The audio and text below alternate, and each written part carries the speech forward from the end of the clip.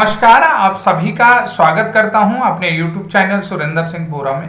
साथियों, प्राथमिक शिक्षक भर्ती में बीएड योग्यता को लेकर के क्या भविष्य में कुछ नया हो सकता है या नहीं, ये बड़ा सवाल है।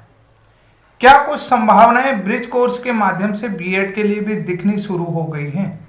ये जरूर अब समझना पड़ेगा, क्योंकि देखिए सबसे बड़ी चीज मैं आप लोगों को बता देता हूं, एनएपी 2020-2026 से लागू हो जाएगी। राष्ट्रीय अध्यापक शिक्षा परिषद शिक्षकों के लिए केवल एक ही तरह का प्रशिक्षण पाठ्यक्रम शुरू करेगी।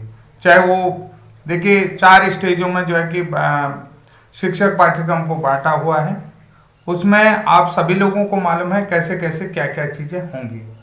और पुरानी देखिए 1 ईयर का भी बीएड, 2 ईयर का बीएड भी हो गया, 4 ईयर का बीएलएड की भी बात आ रही है। और आप सभी लोगों को मालूम है कि इंटीग्रेटेड जो है कि आईटीईपी प्रोग्राम भी, टीचर एजुकेशन प्रोग्राम भी यहाँ पर चला दिया गया, आईटीईपी का भी।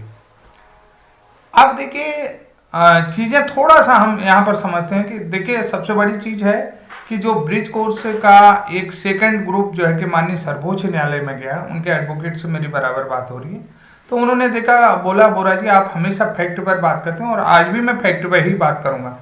शायद जो लोग मुझे सुनते हो देश के किसी भी कोने से बीएड प्रशिक्षित भी अगर मुझे सुनते हो, बीएड ब्रिज कोर्स के अलावा प्रशिक्षित बीएड भी मुझे सुनता है, तो मैं हमेशा फैक्ट के आधार पर ही बात करता हूं और इन्हीं फैक्टों को लेकर के मैं आगे भी जाऊंगा। साथियों, जैसा कि आप सभी लोगों को मालूम है, देवेश शर्मा वाले केस में जो फैसला आया बीएड के अगेंस्ट आया, तो वो फैसला कैसे आया आप सभी लोगों को पता है। आरटी एक्ट, निःशुल्क एवं अनिवार्य बाल शिक्षा अधिकार अधिनियम 2009, जिसका मूल नियम कब बना था, 9 अप्रैल 2010 का, यानी कि 8 अप्रैल को वो जो है कि रजिस्ट्री हुआ था। उसका रजिस्ट्री नंबर आप लोगों को बता देता हूँ, DL33004 ऑफ 99। ये आप लोग देख सकते हैं, इस दस्तावेज को भी आप लोग चेक कर सकते हैं गूगल में। तो सबसे बड़ी चीज अब मैं आप लोगों को बताता हूँ कि भाई इस दस्तावेज में क्या चीजें बनाई गई हैं, क्या पाठ्यक्रम बनाया है, वो चीजें आप लोगों ने देख लिया होगा। उसके बाद हम बात करते हैं ब्रिज कोर्स प्रशिक्षण के लिए, क्योंकि देखिए देवेश शर्मा में टोटली चीजें बीएड के अगेंस्ट थी।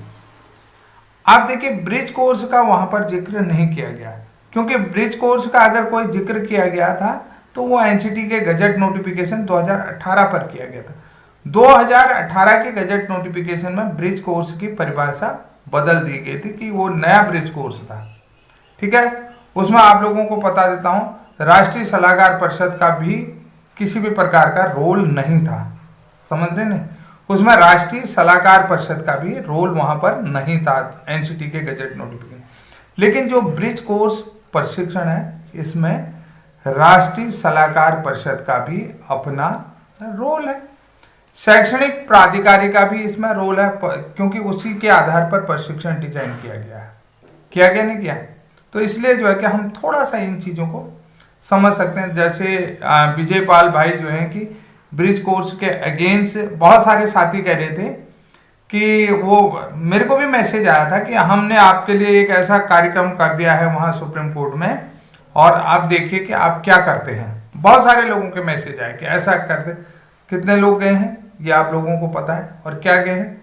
तो सबसे पहले मैं जो भी महोदय जो कह रहे थे कि जो खुश हो रहे थे, तो उन महोदय से मैं कहता हूं कि महोदय आप लोगों को मैं बता रहा हूं, क्या आरटी एक्ट, निःशुल्क एवं अनिवार्य बाल शिक्षा अधिकार अधिनियम 2009, अगर हरियाणा से बीएड करके आए, नहीं हरियाणा से डीएलएड करके आए हैं, तो हो सकता है आपने वहां रेगुलर क्लास नहीं पढ़ी होगी, क्योंकि आप यहीं रहे होंगे, पेपर देने गए होंगे, प्रैक्टिकल करने गए होंगे 1 महीने। ठीक है, 1 महीने यही वहां ठेका होता है, वो हमें भी पता है। तो आपने रेगुलर क्लास नहीं गए होंगे, तो लेकिन फिर भी मैं आप लोगों को बता देता हूँ, क्योंकि आपके पास डिग्री है और वो चीज़ है। तो क्योंकि यहाँ हरियाणा वाले ठेकेदार बहुत हैं, तो आप लोग वहां पर नहीं गए हैं, मैं आप लोगों को बता देता हूँ। आप लोगों को एक ही चीज़ दिखता है। सबसे पहले आप लोगों के लिए निवेदन करता हूँ कि आरटी एक्ट 2009 को ध्यान से पढ़ लें, उसको ध्यान से पढ़ लें। और उसमें नियम 17 न्यूनतम योग्यता के विषय में, नियम जो उसका रूल है नियम 17 न्यूनतम योग्यता, उसके बाद नियम 18 पढ़ लें। ये सब चीजें हैं कि न्यूनतम योग्यता में शिथिलीकरण यानी कि न्यूनतम योग्यता में छूट का जो प्रावधान है उसको पढ़ लें।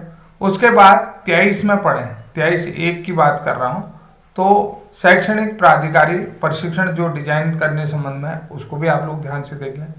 और नियम 29 अगर आप पढ़ते हैं तो नियम 29 राष्ट्रीय सलाहकार परिषद का गठन, ये भी आप लोग बड़े ध्यान से देख लें। इन सारी चीज़ों को मैं आप लोगों को बता देता हूँ। अगर आप लोगों को ये सारी चीज़ें नहीं मिलती हैं तो मैं आप लोगों को जो है कि शिक्षा मंत्रालय भारत सरकार का गजट नोटिफिकेशन के बारे में बात करूँगा कि जो नई दिल्ली से 20 फरवरी 2017 को प्रकाशित हुआ, तो उसका जो पार्ट 2 है उसका सेक्शन 3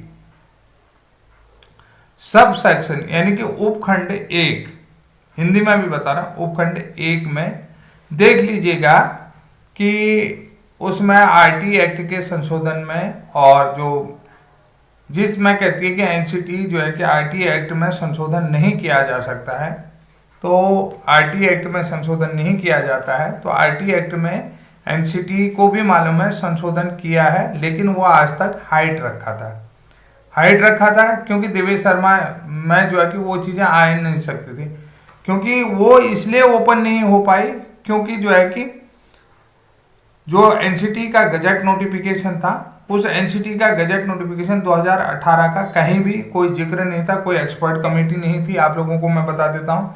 और कोई जो है कि न्यूनतम योग्यता के संबंध में कोई न्यूनतम योग्यता में शिथिलीकरण संबंधी कोई जिक्र नहीं था। और शैक्षणिक प्राधिकारी द्वारा प्रशिक्षण डिजाइन करने में या जो है कि आरटी एक्ट अधिनियम की धारा 35 या कि जो है कि नियम जो आरटी एक्ट अधिनियम 35 है, तो उसमें उसका जो है कि उसका कहीं पर भी उसमें जिक्र नहीं था। तो अगर वो ये चीजें होती, क्योंकि आरटी एक्ट उनके सपोर्ट में कहीं था ही नहीं, आरटी एक्ट में उनका अगर ये चीजें होती। लेकिन ब्रिज कोर्स के संबंध में हम फैक्टों के साथ आ रहे हैं, आप लोगों को फैक्ट भी बता देते हैं। नई दिल्ली का शिक्षा मंत्रालय का वो गजट नोटिफिकेशन जो 20 फरवरी को पार्ट 2 सेक्शन 3 सब सेक्शन 1 उसको देख लीजिएगा, ठीक है।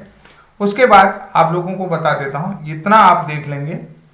इसके बाद आप देखेंगे कौन सा आरटी एक्ट संशोधन, जिसमें पार्लियामेंट से बिल पास हुआ है, तो वो है 10 अगस्त और 3 अगस्त 2017 की वो सारे गजट नोटिफिकेशन। 3 अगस्त वाला भी देखेंगे और 10 अगस्त वाला भी देखेंगे, इन सारी चीज़ों को देख लीजिए। उसके बाद 17 अक्टूबर 2017 का उस गजट नोटिफिकेशन को भी देखेंगे, जिसके लास्ट लाइन में ये मिनिमम क्वालिफिकेशन न्यूनतम क्वालिफिकेशन 31 मार्च 2019 तक कंप्लीट करने के संदर्भ में सभी के संबंध में मूल दस्तावेज लिखा होगा। उसमें पार्ट 2 सेक्शन 3 और सब सेक्शन 1 20 फरवरी 2017 में उल्लेखित है, जो कि आरटी एक्ट का मूल नियम 9 अप्रैल 2010 के अनुसार सारी चीजें संशोधन कर ली गई। तो बेहतर चीजें हैं कि आप लोग इन चीजों को समझ गए होंगे, और बेहतर ये भी होगा कि ये बेहतरीन चीजें कहीं न कहीं अब पूरी तरीके से माननीय सर्वोच्च न्यायालय में आपके फेवर में होंगी। और आपके फेवर में इसलिए होंगी क्योंकि चीजें अब डे बाय डे निखर करके आएंगी। जैसा भी कहीं पर भी प्रतिरोध होगा, सामने वाले पक्ष को भी अपना पक्ष रखना होगा कि किस आधार पर कि ये जो है इसको बाहर करते हैं, क्योंकि एविडेंस मस्ट होता है। ये चीज कहता हूं कि उसके लिए एविडेंस होना मस्ट है। क्योंकि देखिए देवेश शर्मा वाला जो केस है टोटली एनसीटी के गजट नोटिफिकेशन 2018 में है। 2018 में जो है कि ब्रिज कोर्स का अलग ही प्रावधान है, वहां पर कुछ अलग प्रावधान है, जिसमें मैंने आप लोगों को कहा है कि उसमें आरटी एक्ट का कहीं पर भी जो न्यूनतम योग्यता संबंधी है, न्यूनतम योग्यता शिथिलीकरण संबंधी है, और शैक्षणिक प्राधिकारी प्रशिक्षण का है, राष्ट्रीय सलाहकार परिषद का है, इन किसी भी चीज का आपको उल्लेख नहीं मिलेगा। और एनसीटी के नियम 29 वाला भी जो है कि वो सारी चीज़ें नहीं होंगी। जो भी अपोजिशन में भी है वो आईटी एक्ट को जरूर पढ़ लें, जिसका मैंने आपको रजिस्ट्री नंबर भी बता दिया 330004/99। वो है आपके कब का, 8 अप्रैल 2010 में मूल नियम बना है। उस नियमों के अनुसार ये सारे हमारे दस्तावेज को मैच कर लें। अगर किसी भी प्रकार का आपको लगता है कि हम लोग गलत हैं तो आप लोग स्वतंत्र हैं, कमेंट के माध्यम से बता सकते हैं और हो सकता है कि हम समझ जाएं। नहीं तो ये सारी चीज़ें एक बार फिर से निखर करके आएंगी, क्योंकि 2026 के बाद डीएलएड जो है कि प्रशिक्षण मेरे ख्याल से नहीं होगा। उसकी जगह जो है कि एनसीटी शिक्षक पाठ्यक्रम के लिए केवल एक ही तरीके का पाठ्यक्रम कराएगा, जो कि 4 पार्टों के आधार पर बनाया जा रहा है। तो निश्चित रूप से बीएड के लिए भी आने वाले भविष्य में एक शुभ संकेत इन वीडियो के माध्यम से जा रहा होगा। और निश्चित रूप से अगर कोई भी सफलता मिलती है तो कहीं न कहीं चीज़ें फिर से निखर करके आएंगी। जैसे कि आप लोग देख रहे होंगे उत्तर प्रदेश में 2013 की भर्ती में और आरक्षण मसले में सब चीज़ों में आपस में आप जो है कि सलाह मशवरा हो रहा है और चीज़ें निखर करके आ रही हैं। पुरानी भर्तियों में फिर से नियुक्तियाँ बीएड वालों को भी दी जा रही है। तो निश्चित रूप से ये एक अच्छा कदम आगे जा करके ब्रिज कोर्स प्रशिक्षणों की तरफ से भविष्य के शिक्षकों के लिए बन सकता है। तो आज के लिए इतना ही, तब तक के लिए जय हिंद, जय उत्तराखंड।